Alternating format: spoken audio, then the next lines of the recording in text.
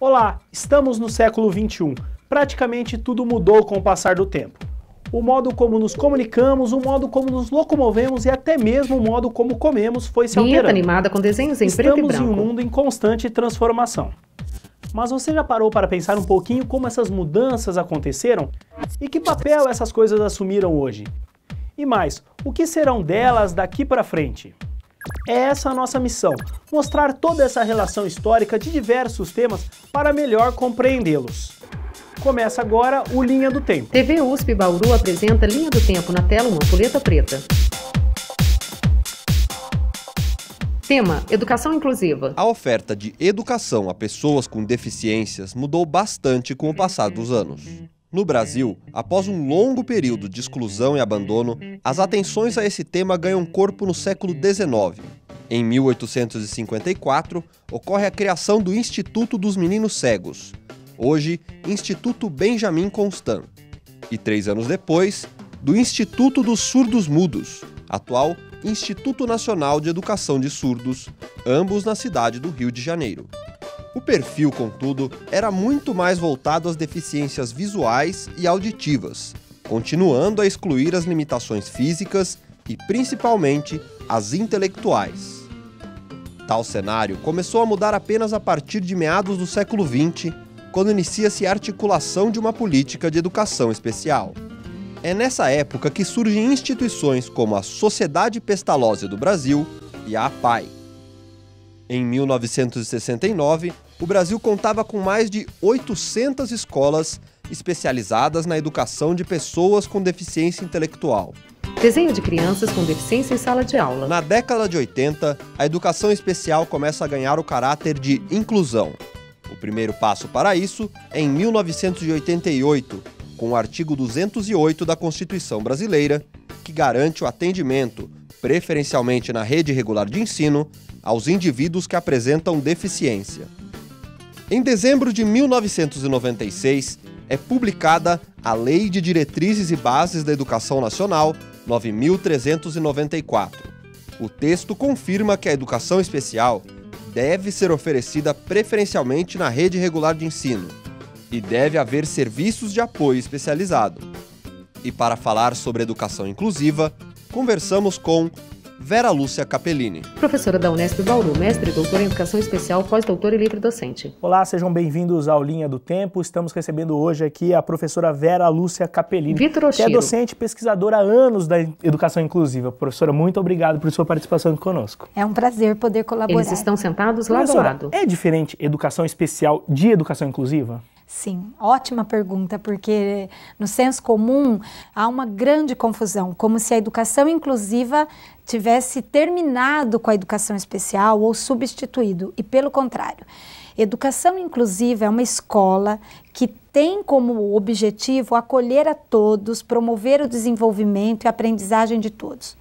Ou seja, toda escola deveria ser inclusiva. Quando a gente fala de educação popular, de escola pública, democrática, ela é para todos. Mas historicamente ela não foi.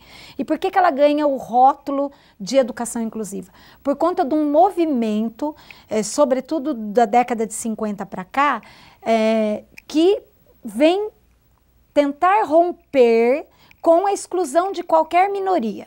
Sejam elas os índios, as pessoas com deficiência, a questão de gênero. Então, por isso que escola inclusiva ou educação inclusiva é uma escola para todos e é também para o público-alvo da educação especial. Portanto, a educação especial, nesta perspectiva de uma escola para todos, ela ganha força. Por quê?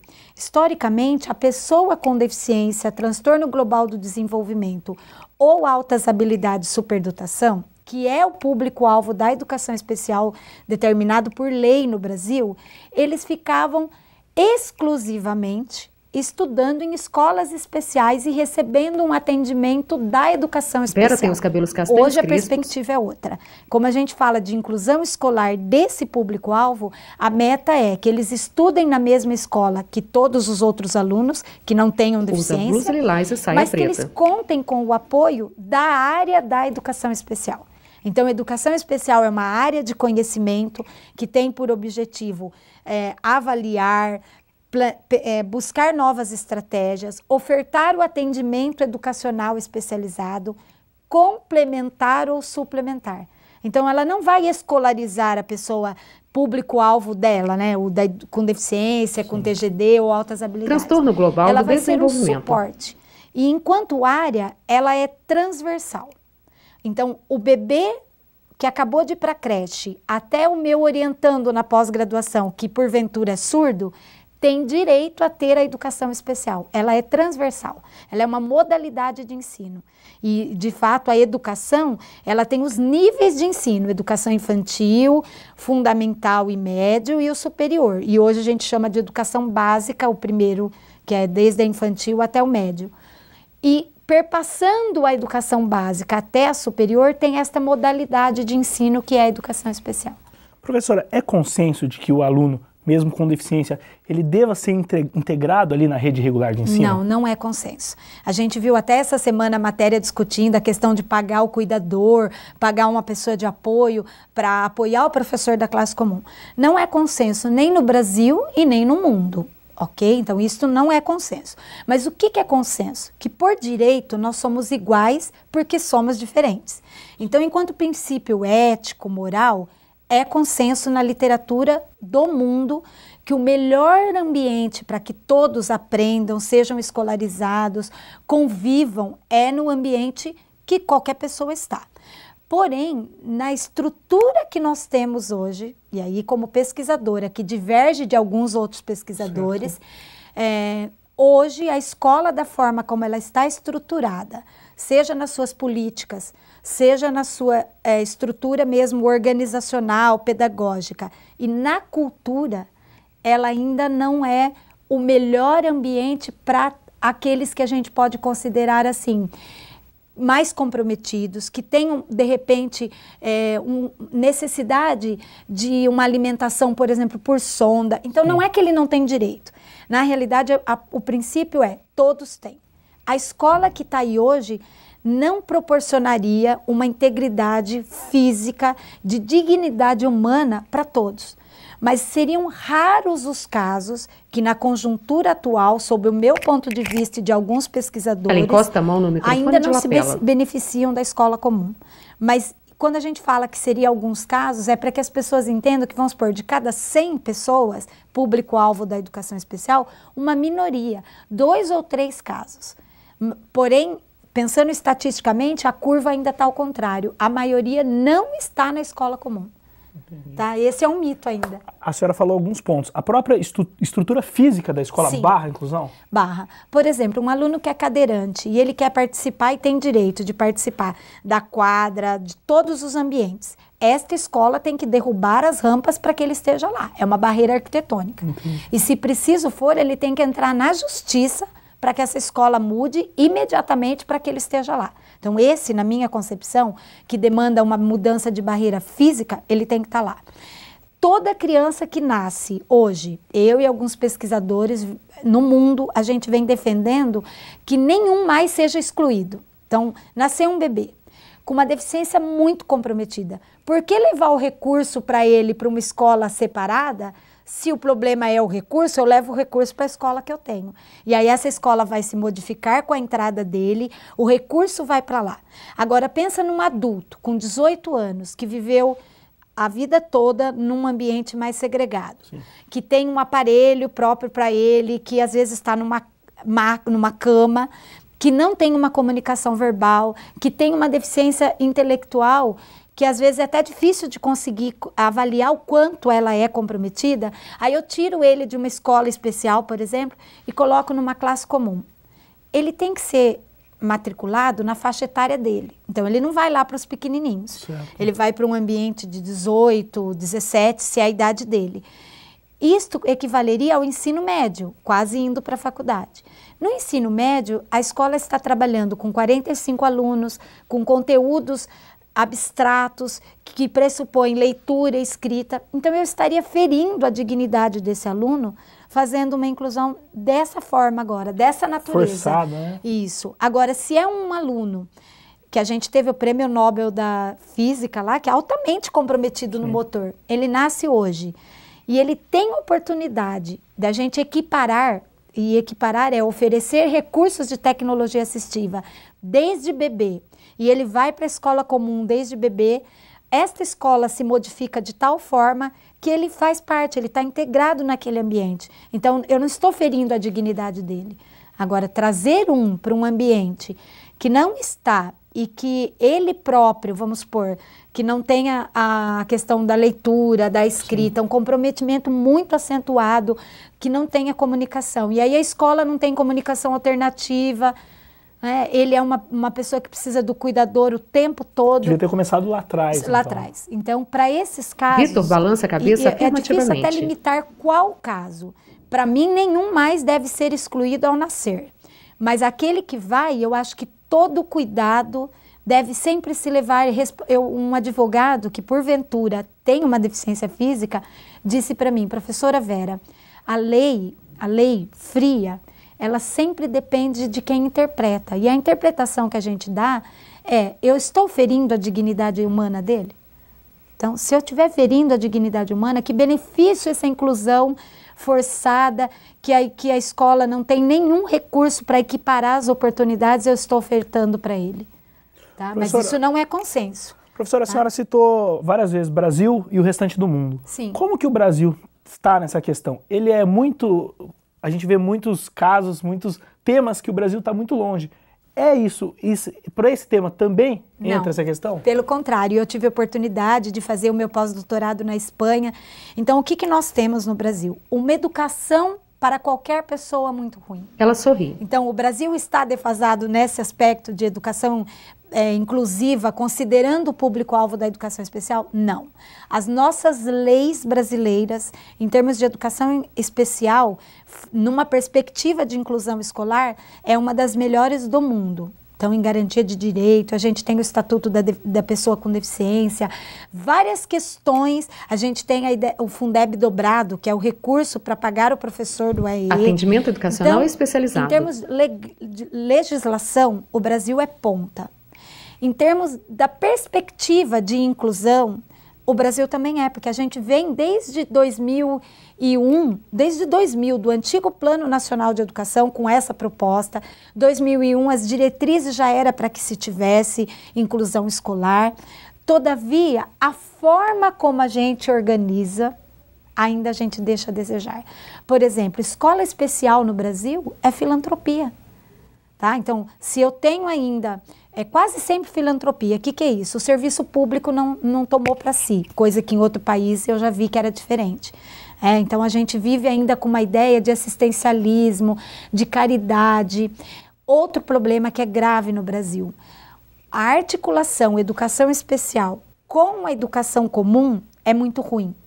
Por exemplo, os Estados Unidos, é muito comum eles terem o COTIT. Colaboração entre professores. Professor de educação especial, atuando dentro da classe comum com o professor da classe comum, professor de física, de matemática.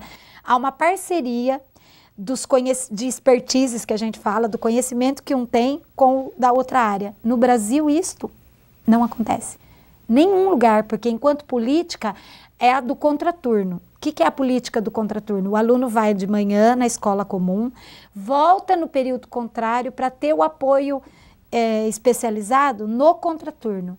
Alguns têm dificuldade de voltar, alguns têm dificuldade com o transporte. E o professor do contraturno pouco interage com o do outro turno. Tá? Nós temos escolas de 2 turnos, coisa que em outros países quase não existe. É período integral, quase todas as escolas. Ok, professora. Professora, vamos fazer um breve intervalo. O Linha do Tempo volta já já. Fique aí, é rapidinho. Vinheta Linha do Tempo com o desenho de ampulheta preta.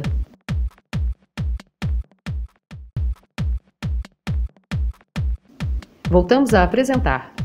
Na Linha do Tempo, Vera e Vitor durante a entrevista. No bloco anterior do Linha do Tempo, você conferiu um pouco da evolução da educação a pessoas com deficiência. Hoje, percebe-se que a educação inclusiva está ainda em processo de constante construção. Nesse contexto, surgem estratégias como o atendimento educacional especializado, que visa complementar a formação do aluno por meio da disponibilização de serviços, recursos de acessibilidade e ferramentas que eliminem as barreiras. Outra estratégia é a presença de um segundo professor na sala de aula, ou mesmo na elaboração do planejamento. Para discutir essas possibilidades, continuamos nossa conversa com Vera Lúcia Capellini. Desenho de Vera Sorridente e suas qualificações. Estamos de volta com Linha do Tempo, hoje recebendo aqui a professora Vera Lúcia Capellini, que é docente e pesquisadora da educação inclusiva. Professor, o corpo docente está preparado para lidar com essa questão? Olha, de modo geral, nem no ensino superior e nem na educação básica. Mas essa máxima não estar preparado, nós também não podemos mais se pautar nela. Porque uma mãe, quando vai ter um filho com deficiência, ela não está preparada.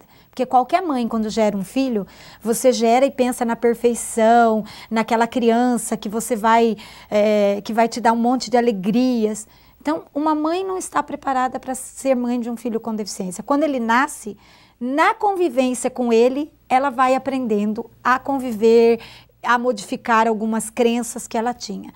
Então, professores da educação infantil ao ensino superior que não estão preparados, não precisa ficar preparado para receber. Esta é um discurso que eu não tenho, as pesquisas mostram que não é por aí. Primeiro, porque se você pergunta se ele quer se preparar, ele não balança o dedo porque indicador. Ele fala, eu não fui preparado, ou não fui formado, ou alguns inclusive têm um mito que o melhor lugar para ele era lá numa escola especial. Por exemplo, como numa PAI. Associação de Pais e Amigos de Excepcionais. Quando ele tem o aluno na sala, o aluno vai desafiá-lo. E, inclusive, o aluno com deficiência ou com TGD ou com altas habilidades, matriculado na classe comum, ele possibilita para que esse professor pense em alguns modelos de ensino, práticas pedagógicas diferentes da que ele vem fazendo. Então, não precisa estar antes, mas durante é um direito dele.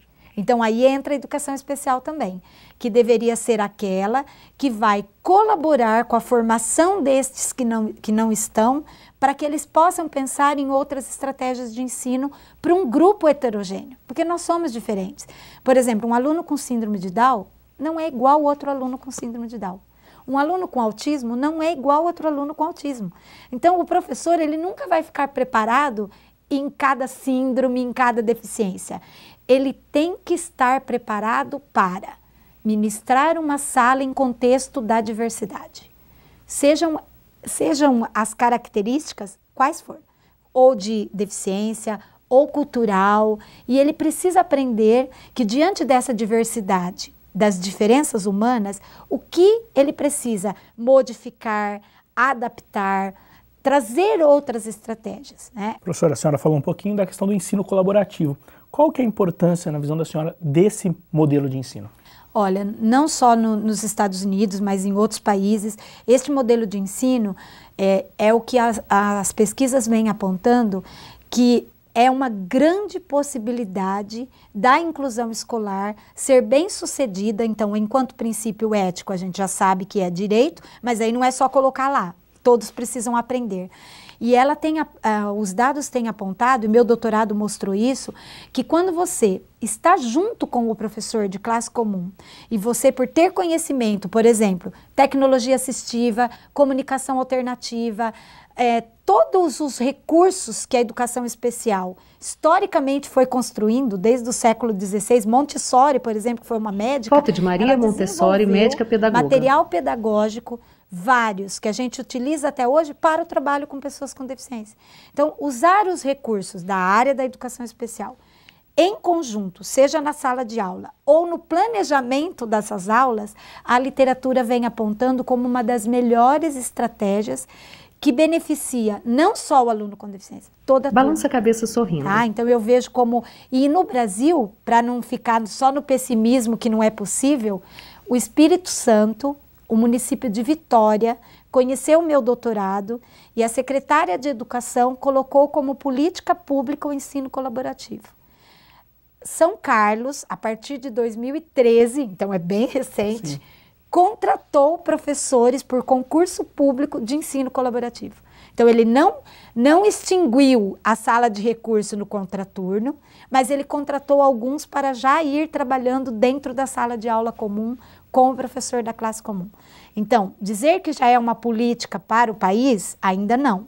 mas que não existe no Brasil, também é mentira, porque já tem algumas experiências fazendo contratação de professor de educação especial no modelo do ensino colaborativo, que nada mais é do que o professor de educação especial, com a sua expertise, o seu conhecimento, planejando, desenvolvendo e avaliando estratégias cujo foco não é o aluno com deficiência, mas toda a turma que tem um aluno com deficiência ou com TGD o grupo. O foco é o grupo, é como promover a aprendizagem de uma sala heterogênea na qual tem um aluno público-alvo da educação especial. Professor, onde que entra o atendimento educacional especializado nesse contexto?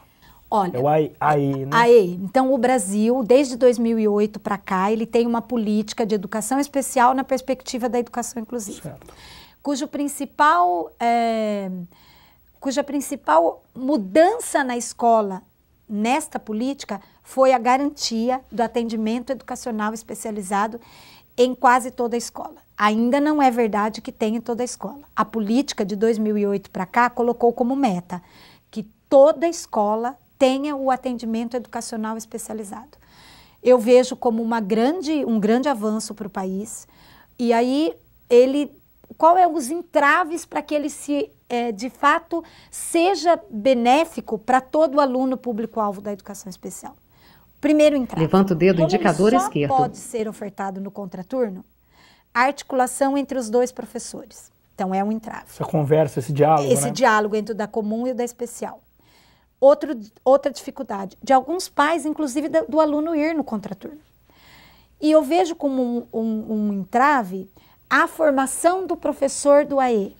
Porque com a extinção das habilitações, né, e é importante que aqueles que estão nos ouvindo saibam que até 2006 a gente tinha habilitações nas áreas. O que é isso? Eu fiz pedagogia, por exemplo, e eu me habilito em deficiência auditiva, visual, intelectual e física, nas 4 áreas.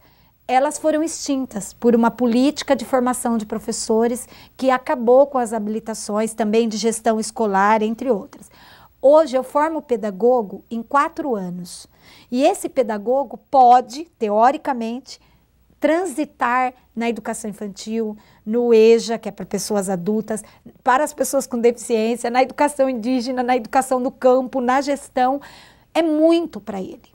E coisas que em outros países não são assim, né? A gente vê que a formação é por nível, por exemplo. Eu formo um professor de educação infantil, eu formo um professor de educação especial, eu formo um professor dos anos iniciais. O Brasil, não. Então, eu penso que isso foi um retrocesso.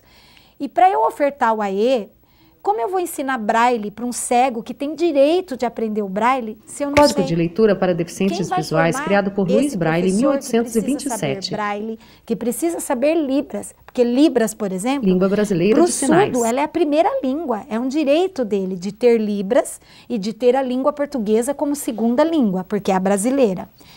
Então, esse professor que está ofertando o AE tem tido muita dificuldade, porque agora a ele tem ficado cursos de especialização, quase sempre aligerados, 360 horas, muitas vezes na modalidade à distância, e eu não estou aqui dizendo que modalidade à distância não é bom, mas quando ela não é ofertada de qualidade, quando é esses cursos que às vezes visa mais o mercado e não a qualidade, ele faz um curso que não o capacita para ser esse professor especializado.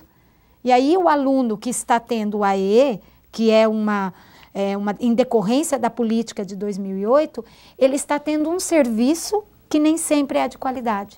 Então, eu falo que o AE é um direito, ele ainda não existe em toda a escola, e quando ele existe, ele precisa ser melhor estruturado, tanto na formação do professor que vai atender o aluno com deficiência no AE, quanto na articulação com os professores de classe comum. Então, mais uma vez, no papel, ótimo, né? Mas na prática... Vera sorri. Sim, as pesquisas mostram, eu fiz parte do Observatório Nacional de Educação Especial, que é uma pesquisa muito grande, de 4 anos, que envolveu pesquisadores, 26 pesquisadores de todo o Brasil. As federais entraram com pesquisadores de cada federal, e no caso do Estado de São Paulo, da USP e da Unesp. E nós acompanhamos como está a implementação do AE por esse país, que é tão grande e tão diverso. Eu costumo dizer que uma medida única, né, uma camisa única para um país tão diverso e para uma população que é tão diferente, não podia dar certo. Uma única forma de ofertar o AEE não é uma boa resposta para a garantia da qualidade num país tão grande e tão diverso como o nosso. Professora, só para a gente finalizar, na sua conclusão do doutorado, deu para sentir um sentimento, Ele esfrega os dedos. Característica um pouco paradoxal. A senhora estava pessimista com o que foi encontrado, mas de certa forma otimista pela vontade dos profissionais ali. É isso mesmo? Como que a senhora avalia isso? Sim, eu penso que a educação, enquanto área de conhecimento, é uma das mais complexas. E a educação especial, por sua vez, e no meu doutorado, há um ar, e é paradoxal mesmo, e há um ar, por isso que ela é dialética. Há uma crença na mudança, porque a gente, se for olhar para a época que eles eram mortos, jogados aos leões, ou que era atribuído a ele uma condição de sub-humano, nós avançamos muito. Barreiras arquitetônicas estão sendo derrubadas todos os dias. E aí eu vejo que isto é o que me conforta com a ideia de continuar pesquisando e lutando para que, de fato, a inclusão saia só das leis, porque já avançamos. E o que eu penso que precisa mudar? A barreira atitudinal... Levanta o dedo polegar. É um item que a gente precisa mudar. E como que eu mudo a barreira atitudinal? Não há outra forma. Essas palavras não são minhas.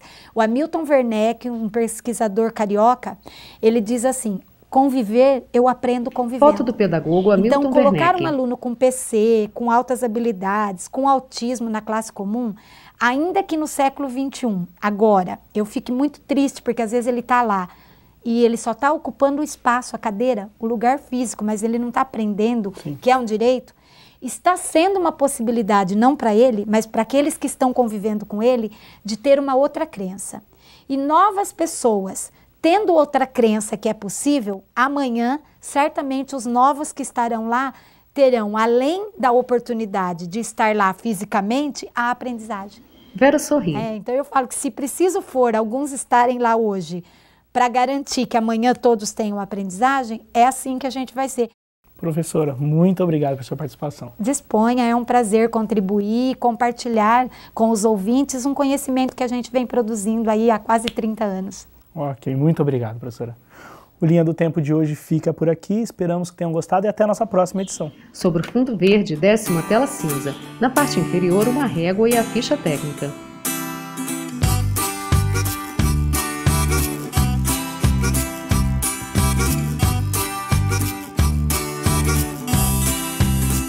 Ao centro, a logomarca da TV USP Bauru. Realização TV USP Bauru. facebook.com/TV USP Bauru, ccb.usp.br/TV USP, youtube.com/TV USP Bauru.